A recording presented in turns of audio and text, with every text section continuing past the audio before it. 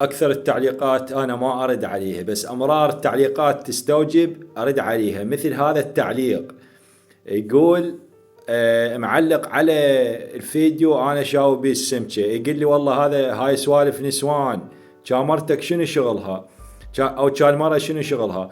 زين هسه إذا نجي للمساعدة، فالمساعدة واجبة.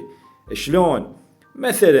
مثلا مو عيب إذا تشوف زوجتك تعبانة بالبيت وتساعدها، مو عيب إذا تكون إلها عون. ليش؟ وين العيب بالموضوع؟ هي هم إنسان وأنت إنسان، أنت تحتاج عون وهي تحتاج عون، وين العيب؟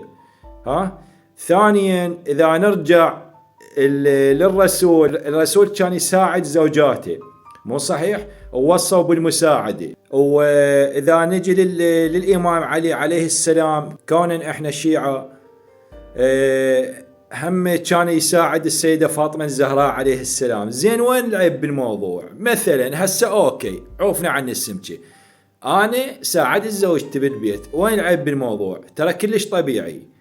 يعني أنا من أساعد زوجتي مثلا أصير مرة، وين العيب بالموضوع؟ مو عيب.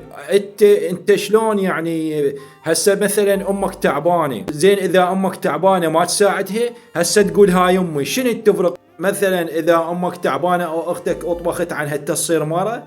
ليش؟ بالعكس هذا الشيء حلو، وخصوصا بالبيت وبالعائله كلش حلو. وقلت لك الرسول واهل البيت عليهم السلام هم اللي وصوا بالمساعده، وين العيب بالموضوع يعني هسه انا من شويه السمكه صرت مره؟ والله عقولكم هاي ما ادري شنو بيها يا اخي. شويه اصحوا ورجعوا لعقولكم. ايش بيكم انتم؟ ما تقولوا لي ايش بيكم انتم؟ شنو من مله؟ يعني انتم هسه عوف الام والاخت، انت من تاخذ المراه تاخذها شنو مثلا؟ بصفتها شنو؟ زوجه لو خادمه؟ اذا نجي بصفه الزوجه، انت مالك حق عليها حتى تغسل ملابسك، قانون الله. انت ماهر عليها بيش؟ ماهر عليها وبقانون وشرع رب العالمين فقط للنكاح.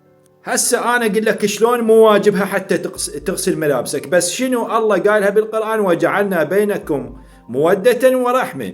من باب المودة والرحمة هي تغسل ملابسك، ترضع جهالك، هو طفلها يطلع من احشائها، هي مو واجب ترضعه، مو واجب عليه بالاسلام. وبقوانين رب العالمين لازم تدفع فلوس انت الا ترضعه. بس شنو الرأفة والرحمة الله خلاها بين الطرفين، عرفت شلون؟ فهي حتى هي انت من مهرت عليها وبالمهر مهرت عليها قبلت للنكاح، مو صحيح؟ هذا الشرع وقانون رب العالمين واهل البيت، قبلت للنكاح مو قبلت للكراب. فهي ما لها حق اذا تريد تستشرع، يعني ما لها حق حتى توكلك، ما لها حق حتى تسوي لك خبزه، وغصبا ما عليك انت تجيب. فانتم هاي عقولكم شوي لو توعونها، والله العظيم اتمنى توعون عقولكم. لان يعني شنو مثلا هسه انت هذا الفيديو اللي شاو بالسمكة، انا وين العيب بالموضوع؟ وين المرأة والزلمة؟ زين ماكو بالسوق ناس رجال جاي تسترزق تشوي سمك؟ هم نسوان. هذول نسوان. هسه يقول لي لا والله بضمن عمله انت بالبيت تختلف. لا نفس الشيء، ذيك سمكة وهاي سمكة، شنو يفرق عنها؟ عود هاي بالبيت انا شويتها صرت مرة. عم رجعوا لعقولكم، حسوا بالمقابل. يعني خلي الله يرحمني، كل هذا الضيم الجاي يصير بينا، وكل هذا الظلم الجاي يصير بينا من وراء اعمالنا تعبانه، ومن وراء سوالفنا، وواحد ما راح من الثاني. يا معود ارحموا ما في الارض يرحمكم ما في السماء.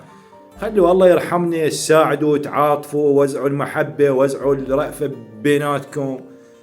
ما تقولوا لي شنو من بشر انتم؟ يعني المرأة شنو الله من خلقها مرأة مثلا؟ شنو الله من خلق هاي جنسها انثى؟ شنو يعني شنو مثلا؟